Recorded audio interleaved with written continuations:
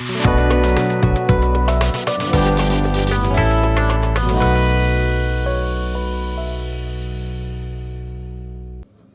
Student, welcome back to वेथी coaching centre. तो आज की वीडियो में हम लोग स्टार्ट कर रहे हैं कक्षा 10 गणित समांतर श्रेणियाँ। इसका सीरीज हम लोग पहले से ही चलते आ रहा है।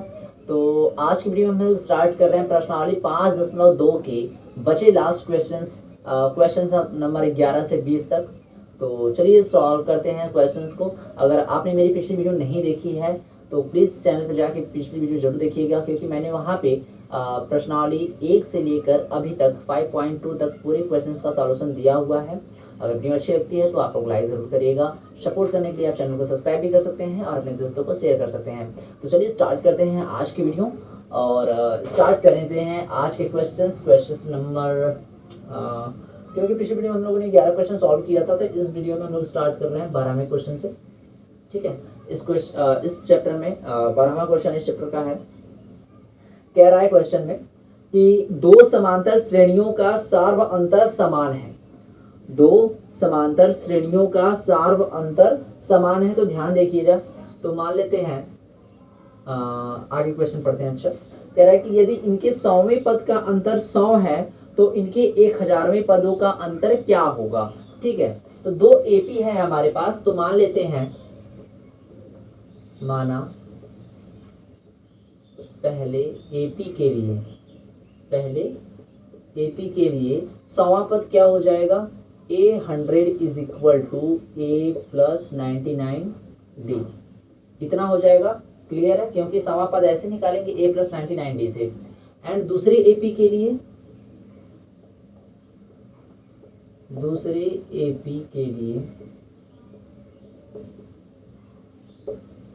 100वां पद मान लेते हैं A डैश। ठीक है, A dash 100 is equal to A dash plus 99D। Clear है।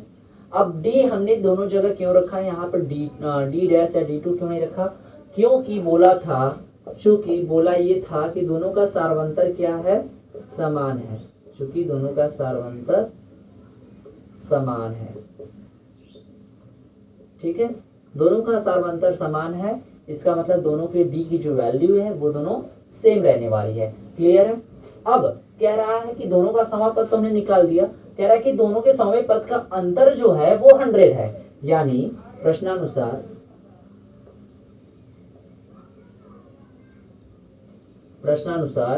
A100 माइनस A डैश 100 जो इनका अंतर है 100वें पद का, पहले एपी के 100वां पद माइनस दूसरे एपी का 100वां पद का, दोनों जो अंतर है वो 100 है। 100 है। तो देखिए इसको कैसे करेंगे। A100 बराबर क्या मालूम है, A plus 99D and minus इसकी जगह ये रख सकते हैं A dash plus 99D is equal to 100। A plus 99D minus A dash minus 99D is equal to 100।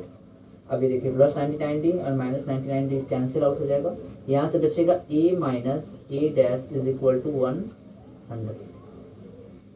ठीक है, इसे बनाते हैं इक्वेशन नंबर फर्स्ट। इतना क्लियर हुआ। अगर इतना आपको समझ में आया है तो प्लीज़ कमेंट में ज़रूर बताइएगा। चलिए आगे देखते हैं। तो आगे क्या करेंगे, अब 1000वें पद का अंतर हमको मालूम करना है। ठीक है, तो लिखेंगे प्रथम एपी का 1000वां पद कितना, 1000।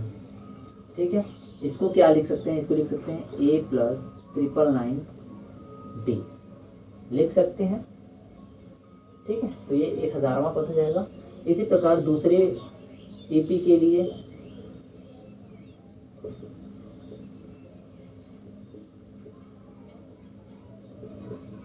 1000वां पद क्या हो जाएगा,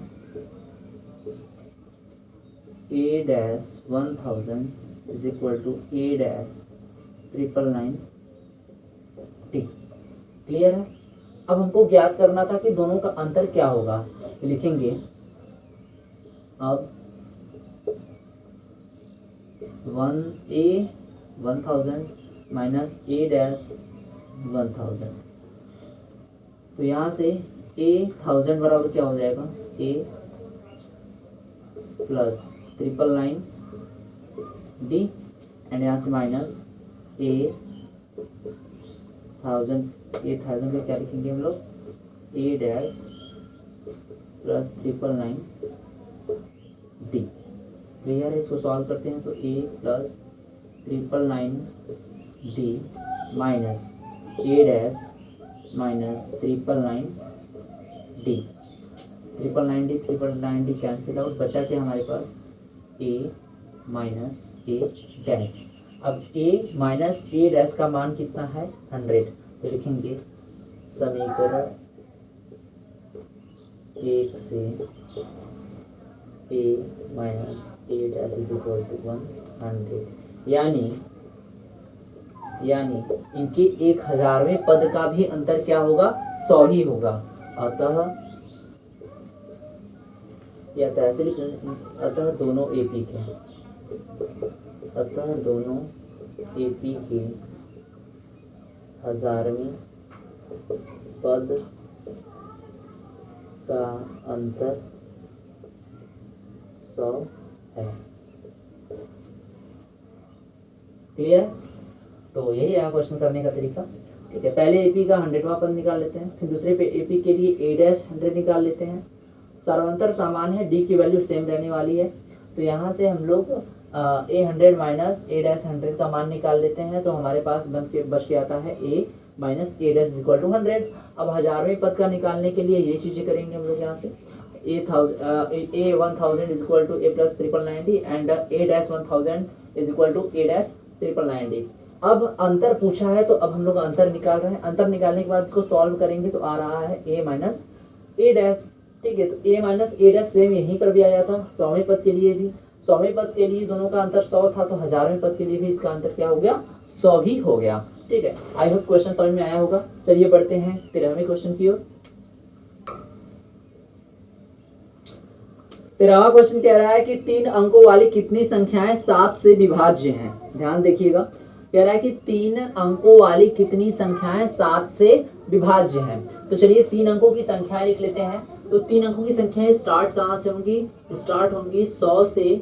ठीक है, कितनी तक, 999 तक। 3 अंकों वाली संख्या इतने के ही बीच में रहेंगी। ठीक है, तो लिखेंगे 3 अंकों वाली संख्या,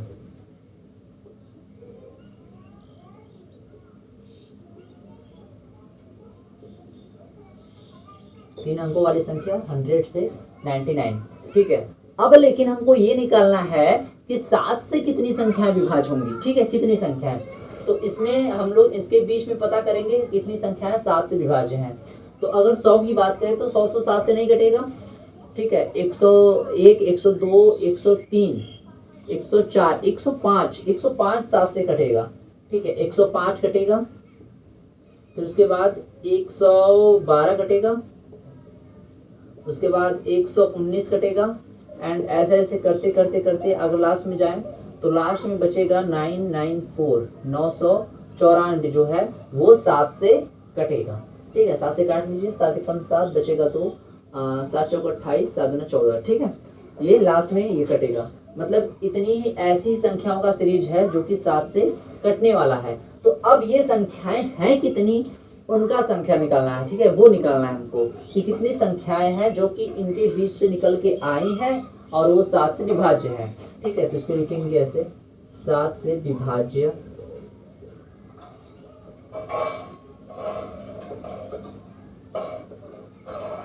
संख्याओं का एपी। ठीक है, ये चीजें। तो अब हमको यहाँ ए की वैल्यू मिल गई 105 एंड डी की वैल्यू कैसे निकालेंगे, दूसरा पद माइनस प्रथम पद 7। ठीक है, और ये ए एन की वैल्यू है, ए एन की वैल्यू है 994। तो हमको एन की वैल्यू निकालनी है, हमको एन की वैल्यू निकालनी है, नहीं कितनी संख्याएं हैं। तो फार्मूला हमको मालूम है, ए एन इज इक्वल टू होता है A plus N minus 1 D. A n की value 994 is equal to a की वैल्यू 105 एंड प्लस n-1 नहीं मालूम है, n-1, डी की वैल्यू 7, 994, 105 इधर आके माइनस हो जाएगा बराबर n-1 इंटू 4। सॉल्व करते हैं। 14 में से 5 घटा दिए तो कितना आया, 14 में से 5 घटा दिए तो 9 बचा। ठीक है, अब यहाँ पे 8 बचा होगा तो 8 में से 0 घटाए तो 8 एंड यहाँ से 9, 989। ठीक है, एक सेकेंड, 889, 9 में से क्या 889, 889 इज इक्वल टू कितना है n-1 7। अब ये 7 को इधर भेजेंगे यानी कि हो जाएगा n-1 is equal to 889 upon 7, n-1 7 से काट देंगे तो कितना हो जाएगा, 7 एकम 7, 1 बचा होगा, 7 दूना 14, 7 दूना 14, 4 बचा होगा, 7 सत्ते 49। फिर ये n is equal to 1 plus उधर जाएगा तो क्या हो जाएगा, -1 उधर जाएगा तो 1 प्लस हो जाएगा, 127 प्लस 1 तो n इज इक्वल टू 128। यानी जो 7 से कटने वाली संख्याएं हैं वो कितनी है, 128 है। ठीक है, कितनी संख्याएं 7 से कट जाएंगी तो वो संख्याएं हैं 128। ठीक है, 128 7 से नहीं कटेगा, वो अलग चीज है। ठीक है, वो अलग चीज है, मतलब नंबर इतने हैं, इतने नंबर है, कितनी संख्याएं 7 से कटेंगी तो 128 संख्याएं हैं इसके बीच में। तो लिखेंगे अतः 3 अंकों वाली संख्याओं में 128 संख्याएं 7 से विभाज्य हैं।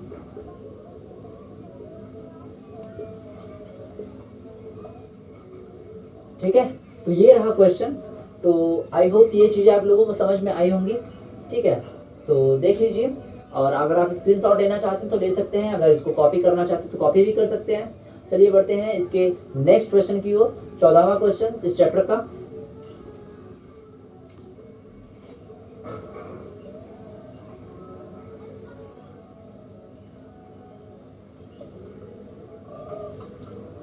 चौदहवां क्वेश्चन इस चैप्टर का कह रहा है कि 10 और 250 के बीच 4 के कितने गुणज हैं। ठीक है, 10 और 250 के बीच, 10 से लेके 250 के बीच 4 के गुणज।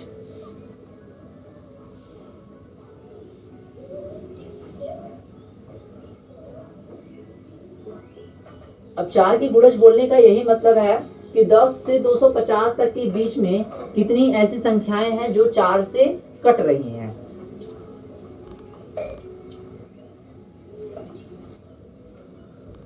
तो चलिए मालूम करते हैं। तो पहले हमको एक एपी बनाना होगा कि कहाँ से संख्याएं स्टार्ट हो रही हैं 4 से कटना या 4 के गुणज, और 250 के पहले पहले कहाँ तक पहुंच रही हैं। तो देखिए स्टार्ट करते हैं। तो देखिए 10 के बाद 11, 12 के बाद 16, 16 के बाद 20। ठीक है, ऐसी संख्या है जो 4 से कटती जाएंगी। और 250 के पहले कौन सी ऐसी संख्या है जो 4 से कट जाएगी, तो 248, 248, यानी यही एपी हो गया जो 4 के गुणज हैं। अब ये है कितने वो निकालना है, एन की वैल्यू निकालनी है। ठीक है, तो लिखेंगे ये जो है 4 के गुणज का एपी है।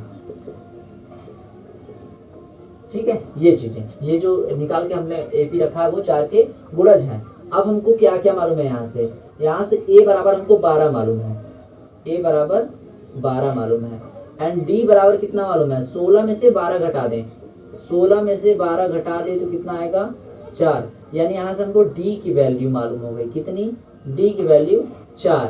एंड लास्ट में हमको मालूम है ए एन की संख्या। ठीक है, ए एन बराबर मालूम है कितना, 248, ए एन भी मालूम है।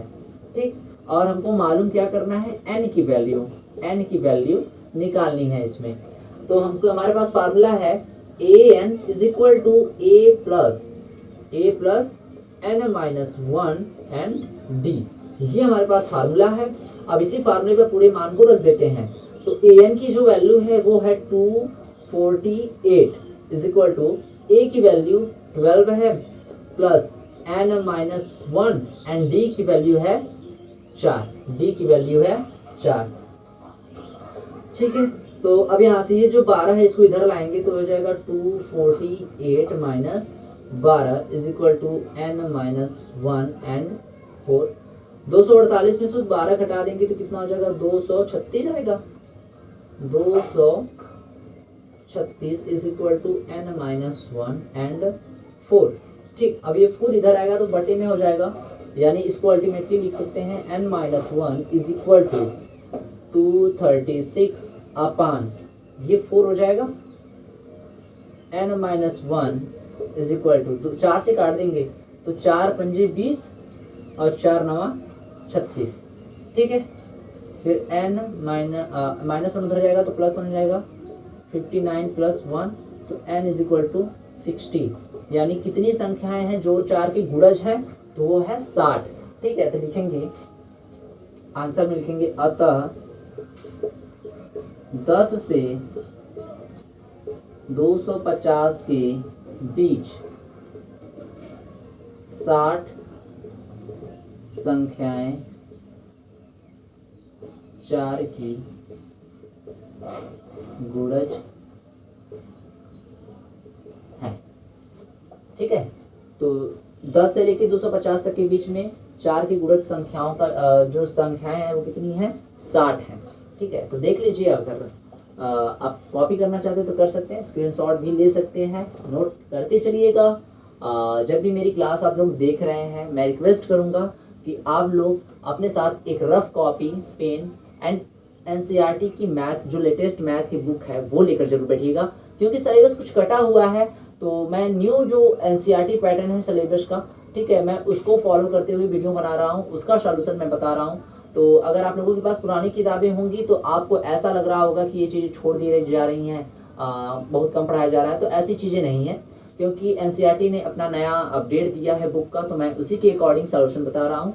तो आप लोग ज़रूर से वो किताब ले लीजिएगा और सॉल्यूशन को देखते जाइएगा, और चीज़ें समझ में आ रही हैं तो कमेंट में ज़रूर बताइएगा। एंड चलिए स्टार्ट करते हैं अगले क्वेश्चन, 15वें क्वेश्चन। 15वां क्वेश्चन कह रहा है कि n के किस मान के लिए दोनों समांतर श्रेणियों 63, 65, 67 और 3, 10, 17 के nवें पद बराबर होंगे।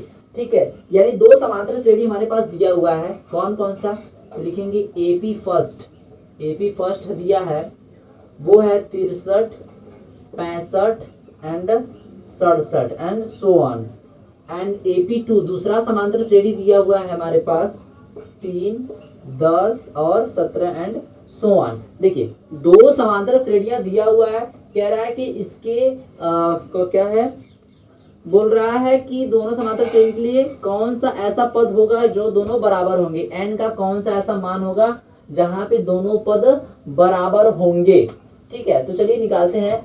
तो प्रथम AP के लिए, पहले AP के लिए A की वैल्यू कितनी है, 63 है। A की वैल्यू कितनी है, 63 है। D की वैल्यू निकालने के लिए क्या करते हैं, दूसरे पद में से पहला पद घटाते हैं। ध्यान से देखिएगा, दूसरे पद में से पहला पद, हमेशा पहले में से दूसरे नहीं, दूसरे में से पहला। तो 65 माइनस 63 इज इक्वल टू कितना हो जाएगा, 2 हो जाएगा D की वैल्यू, 2 हो जाएगा D की वैल्यू। ठीक, AN नहीं मालूम है और n भी नहीं मालूम है, लेकिन हमको बोला है कि जो an दोनों का है वो बराबर होना चाहिए। पूछ रहा है ना कि किसके मान के लिए दोनों बराबर होंगे, तो जो an की वैल्यू होगी वो दोनों के लिए सेम होगी, an दोनों के लिए सेम होगी। ठीक है, तो मान लेते हैं an x मान लेते हैं ना, an x मान लेते हैं, क्योंकि दोनों के लिए जो an की वैल्यू वो बराबर ही है। ठीक है, और यहाँ पर फिर दूसरे AP के लिए a की वैल्यू 3 हो जाएगी एंड D की वैल्यू जो हो जाएगी 10 माइनस 3 7, और इसके लिए भी AN जो होगा वो x के बराबर होगा एंड इसमें भी n की वैल्यू नहीं मालूम है। ठीक, तो चलिए करते हैं प्रश्नानुसार।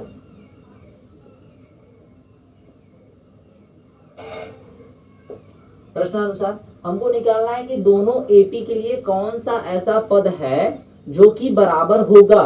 तो मान लेते हैं वो दोनों पद क्या है, एन है, यानी दोनों के लिए जो एन का मान है वो बराबर होगा। या तो ऐसे भी कर सकते हैं a1 an1 एंड an2, ठीक है, ऐसे कर सकते हैं। तो दोनों ही बराबर होंगे, दोनों ही बराबर करने हैं हमको। तो an1 इज इक्वल टू क्या हो जाएगा, a प्लस, ठीक है, a प्लस, या तो इसको an ही रहने देते हैं, दोनों के लिए an ही कर लेते हैं, ठीक है, ज़्यादा कन्वीनियंट रहेगा an। तो an पहले के लिए क्या हो जाएगा, a plus n minus 1 d, and दूसरे के लिए भी हो जाएगा a plus n minus 1 d। Clear. a की वैल्यू पहले के लिए a की वैल्यू 63 है, प्लस n माइनस 1, d की वैल्यू 2 है, बराबर। यहाँ पर a की दूसरे के लिए a की वैल्यू 3 है, प्लस n माइनस 1, d की वैल्यू 7 है। तो यहाँ से क्या हो जाएगा, ये हो जाएगा 63 प्लस 2 का अंदर मल्टीप्लाई करेंगे तो 2n माइनस 2, इधर करेंगे तो 3 प्लस 7n माइनस 7। क्लियर।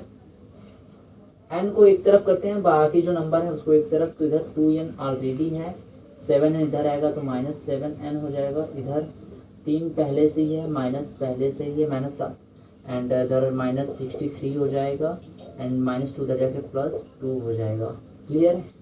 अब कौन कौन से प्लस में है, 2 और 3 प्लस में है, 2 3 5, और ये दोनों माइनस में है, 63 और 7 70। 70 में से 5 घटा लेंगे तो माइनस का 65 आएगा, और इधर 2n में से 7n घटा लेंगे तो माइनस का 5 आएगा। तो माइनस का 5 n is equal to minus का 65, तो माइनस से माइनस कैंसिल आउट हो जाएगा, n इज इक्वल टू हो जाएगा 65 divide by 5, and cancel out हो जाएगा तो आ जाएगा 13। n की जो वैल्यू है वो कितनी आ गई, 13। तो यानी वो कौन सा पद है जो दोनों एपी के लिए बराबर है, तो वो पद है 13वां पद। ठीक है, वो पद है 13वां पद। लिखेंगे दोनों एपी के लिए 13वां पद, 13वां पद समान है या बराबर है। आप निकाल के देख भी सकते हैं, 13वां पद निकालें दोनों का तो दोनों का सेम ही आता है। चलिए निकाल के अच्छा चेक कर लेते हैं कि क्या दोनों का 13वां पद बराबर आ रहा है। तो पहले के लिए 13वां पद निकालते हैं, पहले एपी के लिए। तो a13 बराबर क्या होता है, a प्लस 12d। a की वैल्यू 63 है, प्लस 12 गुणे d की वैल्यू 2 है। तो ये 63 प्लस 12 दूना के 24 कितना हो जाएगा, 4 3 7 6 2 8। पहले के लिए 13वां पद 87 आ रहा है, पहले के लिए 13वां पद 87 आ रहा है। ठीक है, और दूसरे के लिए निकालते हैं। तो दूसरे के लिए a13 का मान हो जाएगा a की वैल्यू कितनी है, 3 है, प्लस d की वैल्यू कितनी है, 7 है। तो 12 गुणे 7, यहाँ पर 3 प्लस 12 साथे 84, तो यहाँ पर जोड़ देंगे कितना आ जाएगा, 87। तो देखिए दोनों के लिए जो a13 का मान है वो 87 ही आ रहा है, यानी जो 13वां पद है दोनों एपी का वो बराबर होगा, समान होगा। आई होप अब ये चीज़ें आपको अच्छे से क्लियर हुई होंगी। चलिए बढ़ते हैं अगले क्वेश्चन, 16वें क्वेश्चन की तरफ इस चैप्टर के।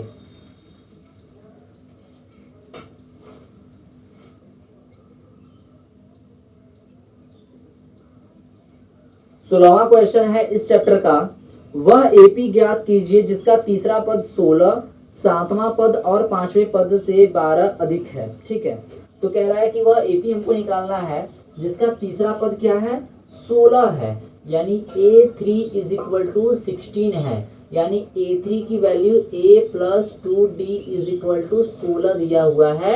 ये इक्वेशन नंबर फर्स्ट है। ठीक है, ये इक्वेशन नंबर फर्स्ट है। एंड आगे क्या बोल रहा है कि इसका 7वां पद और 5वां पद से 12 अधिक है, तो यानी 7वां पद यानी a7 माइनस a5 जो है वो है 12। ठीक है, कितना है, 12। तो यहाँ से हल हम लोग लिखते हैं और ये हल करते हैं, दिया है अब ये। ठीक है, ये लिखेंगे प्रश्नानुसार। प्रश्नानुसार ये। तो A7 की वैल्यू क्या हो जाएगी, A+6D माइनस A5 की वैल्यू हो जाएगी A+4D इज इक्वल टू 12। यहाँ से A+6D minus A-4D is equal to 12। A से A कैंसिल आउट, 6D में से 4D घटा देंगे तो 2D बचेगा is equal to 12 and D की वैल्यू यहाँ से निकालेंगे आ जाएगा 6। क्लियर है इतना।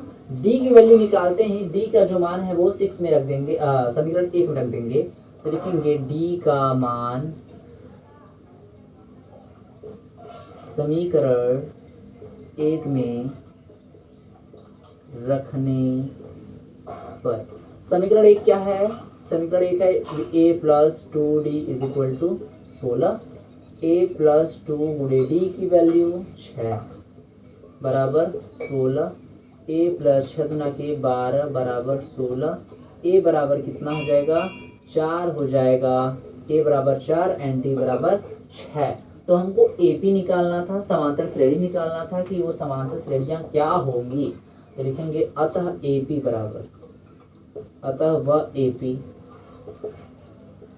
क्या हो जाएगा, पहला पद तो 4, दूसरा पद निकालने के लिए क्या करेंगे 4 और 6 जोड़ देंगे, 4 6 10, फिर तीसरा पद निकालने के लिए 10 और 6 जोड़ देंगे 16, फिर चौथा पद निकालने के लिए 16 और 6 जोड़ देंगे 22, फिर इसी प्रकार 22 6 28, 28 6 34, 34 6 40 एंड सो ऑन चलता रहेगा। यही हमारा एपी हो जाएगा, 4 10 16 22 28 34 40। ठीक है, ये हमारा एपी हो जाएगा। आप इस फार्मूले से भी रख के निकाल सकते हैं कि पहला पद क्या हो जाएगा ए, दूसरा पद हो जाएगा A+D, तीसरा पद हो जाएगा A+2D, चौथा हो जाएगा A+3D, पांचवा हो जाएगा A+4D, छठा हो जाएगा A+6D। आप ऐसे भी निकाल सकते हैं या डायरेक्ट ऐसे भी निकाल सकते हैं, कोई प्रॉब्लम नहीं है। हमको तो ए भी ही निकालना था, तो यही हमारा ए पी है। ठीक है, तो आई होप चीज़ें आपको समझ में आई होंगी। तो चलिए बढ़ते हैं 17वें क्वेश्चन की तरफ। इस चैप्टर का 17वां प्रश्न। 17वें क्वेश्चन पे आते हैं। 17वां क्वेश्चन कह रहा है कि 3 8 13 डैश डैश डैश 253 में अंतिम से 20वां पद ज्ञात करना है। ठीक है, अंतिम से 20वां पद ज्ञात करना है। तो हम लोग क्या करेंगे, अंतिम इस पूरे एपी को उल्टा कर लेते हैं।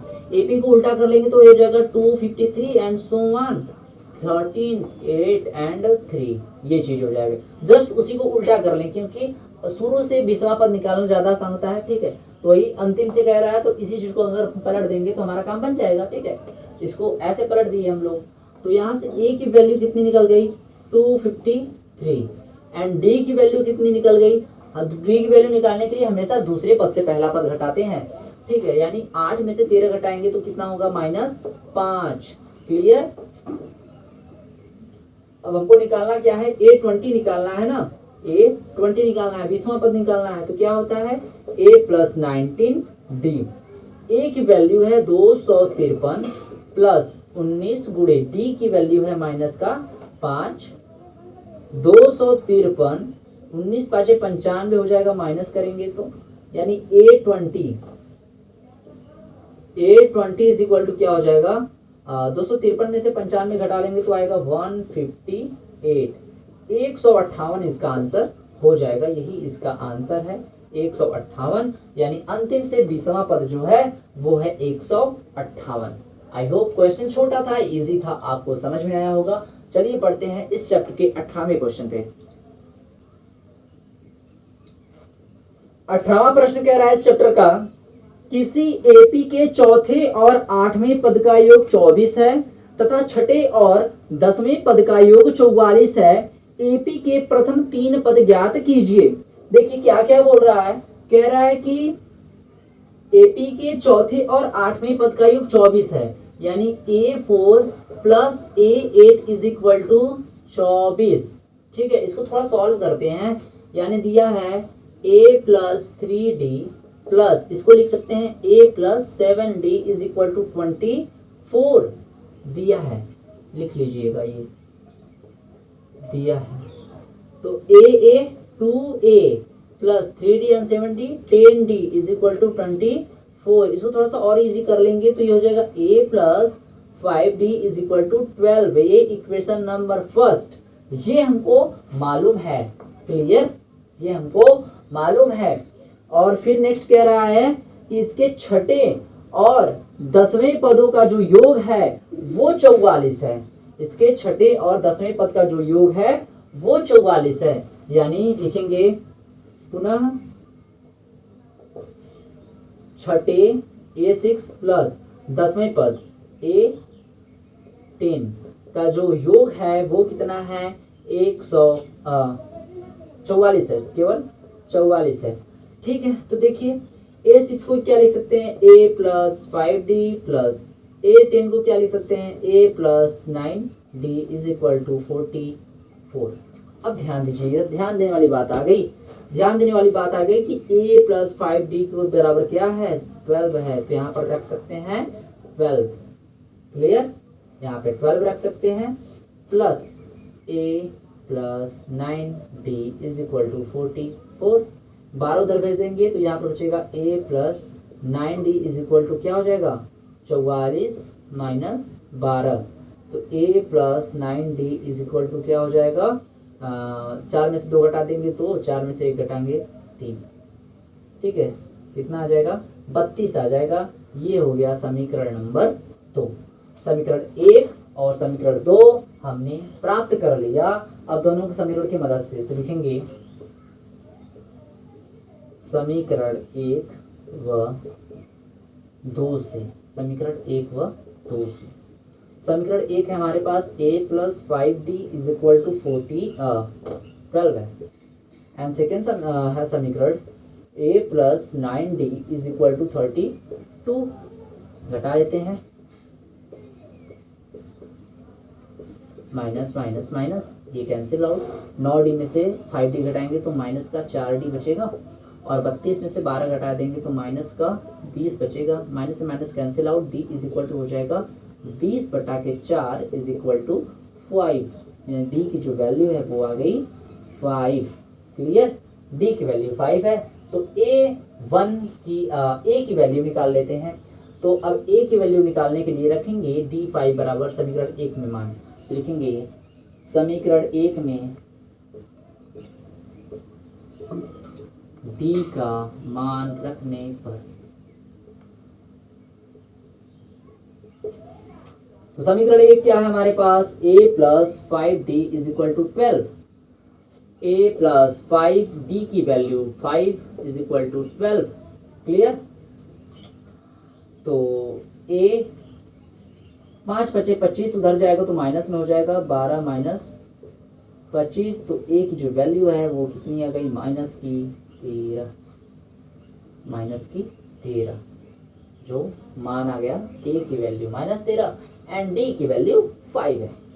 ओके, दैट्स यहाँ तक तो क्लियर है। अब हमको निकालना था प्रथम 3 पद। ठीक है, चलिए निकालते हैं। तो प्रथम 3 पद कौन कौन से होंगे। प्रथम 3 पद यानी A plus D, A plus 2D निकालना है हमको। पहला पद, दूसरा पद, तीसरा पद। A की वैल्यू 13, A प्लस D यानी 13 माइनस में 13 एंड प्लस में D की वैल्यू 5, कितना हो जाएगा माइनस का 8 एंड तीसरी पद क्या हो जाएगी माइनस 13 प्लस 2 गुणे 5 बराबर का माइनस 3। यानी लिखेंगे प्रथम 3 पद कौन कौन से हुए माइनस 13, माइनस 8, माइनस 3। क्लियर है, आई होप चीज़ें आप लोगों को क्लियर हुई होंगी। तो चलिए बढ़ते हैं अब अगले क्वेश्चंस की ओर। क्वेश्चन नंबर 19 इस चैप्टर का 19वां प्रश्न। तो इस चैप्टर का 19वां क्वेश्चन कैसा है देख लेते हैं उसको। तो बढ़ते हैं इस चैप्टर के 19वें प्रश्न की ओर। क्वेश्चन है सुब्बाराव ने 1995 में दी 5,000 रुपए के मासिक वेतन पर पद कार्य करना, मतलब डी पद पे वो काम कर रहा था जिसका जो मासिक वेतन है वो 5,000 रुपए है किया और प्रत्येक वर्ष 200 रुपए की वृद्धि प्राप्त की। मतलब हर वर्ष उसका जो सैलरी थी, जो वेतन था 200 रुपए बढ़ते जा रहा था। किस वर्ष में उसका वेतन डी पद पे 7,000 हो जाएगा, मतलब किस साल में उसका, किस वर्ष में पूछा है, ठीक है ना, कौन से साल में उसका जो वेतन है, सैलरी है, वो 7,000 रुपया हो जाएगा। चलिए प्रश्न को देखते हैं। तो प्रश्न काफी इंटरेस्टिंग है। तो कह रहा है कि जब उसने 1995 में से काम करना स्टार्ट किया तो उसकी जो सैलरी थी वो 5,000 थी, वो 5,000 रुपए थी। हर वर्ष उसके सैलरी में 5,000 थी, प्लस 200 रुपए की वृद्धि होती गई। तो यानी कि इसकी जो सैलरी है वो दूसरे साल कितनी हुई, 5200 हुई, तीसरे साल 5400 हुई, और आगे 5600 हुई, और ऐसे करते करते उसने टोटल 7,000 रुपए तक मान लीजिए उसने किया। तो पूछ रहा है कि ये जो 7,000 रुपए हुआ है उसका वेतन, वो किस साल में हुआ है, किस साल में हुआ है, ये मालूम करना है कि किस साल में उसका जो वेतन है वो 7,000 रुपए हुआ। ठीक है, तो हमारा एपी बन के तैयार है। क्वेश्चन पढ़ा, क्वेश्चन को समझा, एपी एक बना लिया। अब उसको उस पे काम करते हैं, उसको हल करते हैं। तो यहाँ पर ए की वैल्यू जो निकल के आ गई वो 5,000 है। डी की वैल्यू निकल के कितनी आ गई, 5,100 में से जब 5,000 घटाएंगे तो 200 आएगी, 200 आएगी, 2,000 नहीं आएगी। एंड ए एन की जो वैल्यू है अंटिल एंड में जो आ रहा है वो कितना है, 7,000 है। तो हमको एन की वैल्यू निकालनी है, कितने सालों में, कितने सालों में इसने 7,000 रुपये प्राप्त किया अपने वेतन में। तो देखिए, तो A N is equal to, I know we know that कि A N is equal to क्या होता है, A plus N minus 1 D. ठीक है, अगर आपको ये फार्मूला लर्न है तो आप लोग कमेंट, वीडियो देखने के बाद कमेंट जरूर इस फार्मूले को लिखिएगा। ठीक है, तो चलिए देखते हैं। तो ये हो जाएगा ए एन की value 7,000 is equal to a की value 5,000 plus N minus one d की वैल्यू 200। ठीक है, तो यहाँ से अब 5,000 को इधर भेजेंगे तो ये हो जाएगा 7,000 minus 5,000 is equal to n minus 1, और ये 200 घटा देंगे तो ये हो जाएगा 200 या 2,000 हो जाएगा, और एन माइनस 1 200। अब एन माइनस 1 करते हैं और यहाँ पे इसको उधर भेज देते हैं ना, ये 2,000, और ये जो मल्टीप्लाई में 200 था ना, ये बटी में हो जाएगा। 2 0 से 2 0 कैंसिल, 2 से 20 10 बार में कैंसिल, यानी n minus 1 is equal to 10। तो n की जो वैल्यू आ गई, कितनी हो गई, 11 आ गई। n की वैल्यू 11, देखिए यहाँ से माइनस 1 जब उधर जाएगा तो जुड़ जाएगा। तो n की वैल्यू कितनी हो गई, 11 हो गई, यानी उससे 11 साल लग गए अपने वेतन को 7,000 रुपये तक लाने में। ठीक है, हर साल बढ़ा उसका, हर साल 200 रुपया बढ़ा, और 1995 में उसने काम करना स्टार्ट किया, और 11 साल बाद उसकी जो सैलरी है, उसका जो वेतन है वो कितना हो गया, 7,000 रुपया हो गया। तो 1995 में से प्लस 11 कर देंगे तो लिखेंगे अतः 1995 प्लस 11 साल कितना हो गया, 2,000, कितना हो गया, 6 उधर चला जाएगा, 1995 प्लस 5 2006, यही होगा। 2006 में उसने अपना जो सैलरी है वो कितना कर लिया 7,000 रुपए। ठीक है, 2006 में उसकी जो सैलरी हो गई कितनी हो गई, 7,000 रुपए। तो चीजें आपको समझ में आई होंगी, मैं आशा करता हूँ यही। चलिए बढ़ते हैं अगले प्रश्न की ओर। ये क्वेश्चन काफी इंपॉर्टेंट था। ठीक है, ऐसे ऐसे क्वेश्चन आप लोग जरूर से इसको बुक मार्क करके रख लीजिएगा, इस चैप्टर को लगाने के, इस क्वेश्चंस को देखने के लिए। एग्जाम के पॉइंट ऑफ व्यू से काफ़ी इंपॉर्टेंट चैप्टर क्वेश्चंस होने वाले हैं ये सब। तो अभी मैं वन शॉट जब लूँगा इसका और इम्पॉर्टेंट क्वेश्चंस भी लूँगा तो उस सब में भी ये क्वेश्चंस आएंगे, तो आप लोग पहले से इस सब पे अच्छी से पकड़ बना के रखिएगा। चलिए बढ़ते हैं इस चैप्टर के 20वें क्वेश्चन की तरफ, और ये चैप्टर का लास्ट क्वेश्चन होने वाला है जो हम लोग सॉल्व करने जा रहे हैं। इसके बाद 5.2 प्रश्नावली का एंड हो जाएगा और हम लोग कल से स्टार्ट करेंगे 5.3 प्रश्नावली का हल। तो चलिए देखते हैं 20वां प्रश्न। तो चैप्टर के 20वें प्रश्न में आते हैं। तो 20वां प्रश्न कह रहा है कि रामकली ने किसी वर्ष के प्रथम सप्ताह में D5 की बचत की और फिर अपनी साप्ताहिक बचत D 1.75 रुपये बढ़ा दी गई। यदि वह 90वें सप्ताह में उसकी साप्ताहिक D 20.75 रुपये हो जाती है तो n ज्ञात कीजिए। ये भी देखिए पॉइंट ऑफ व्यू से एग्जाम जो है, एग्जाम की दृष्टि से देखा जाए तो ये भी काफ़ी इंपॉर्टेंट प्रश्न होने वाला है। क्वेश्चंस में कुछ है नहीं, उसका सॉल्यूशन छोटा होगा, चीज़ें छोटी हैं, लेकिन बात बनती है यहाँ पर जो एपी है उसको बनाने की, क्वेश्चन को समझने की। ठीक है, इसी पर एग्जामिनर खेल जाता है और बच्चे जो है इसमें परेशान हो जाते हैं। तो इसमें परेशान होने वाली बात नहीं है, क्वेश्चन को एक बार देखिएगा, ध्यान से समझ में आएगा तो बताइएगा ज़रूर कमेंट में, और वीडियो को लाइक करके चैनल को सब्सक्राइब जरूर करिएगा। चलिए इस क्वेश्चन को सॉल्व करते हैं। क्वेश्चन कह रहा है कि रामकली ने किसी वर्ष के प्रथम सप्ताह में D 5 रुपए की बचत की। तो मान लेते हैं उसने 5 रुपए की बचत स्टार्ट कर दिया। ठीक है, 5 रुपए की बचत करना स्टार्ट कर दिया। अब कह रहा है कि हर सप्ताह उसने कितने रुपए बढ़ा दी गई, 1.75 रुपए हर सप्ताह। तो इसमें 1.75 जोड़ देंगे तो 5 प्लस 1.75 ऐड करेंगे तो ये कितना हो जाएगा, 6.75 रुपये। दूसरे सप्ताह में 6.75।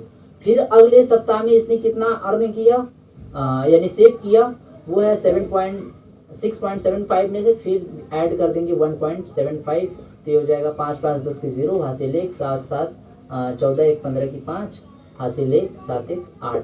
ठीक है, यानी पहले सप्ताह में 5 रुपये, दूसरे सप्ताह में 6.75 रुपये, तीसरे सप्ताह में 8.50 रुपये। एंड ऐसे करते करते उसने एक ऐसा सप्ताह आया जिसमें उसने कितना रुपए की बचत की, 20 रुपया 75 पैसा, यानी 20.75 रुपये। अब कह रहा है कि जो उसने अर्न सेव किया पैसा को, वह 90वें सप्ताह में सेव किया, यानी कितने सप्ताह में सेव किया वो निकालना है हमको, n की वैल्यू निकालनी है यहाँ पे।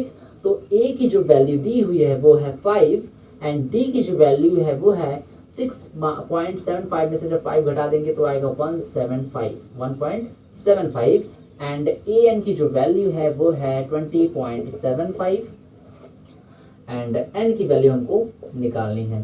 तो we know that an is equal to a plus n minus 1t। Clear, an की वैल्यू कितना है 20.75 इज इक्वल टू a की वैल्यू 5 है plus n minus 1 and d की वैल्यू 1.75।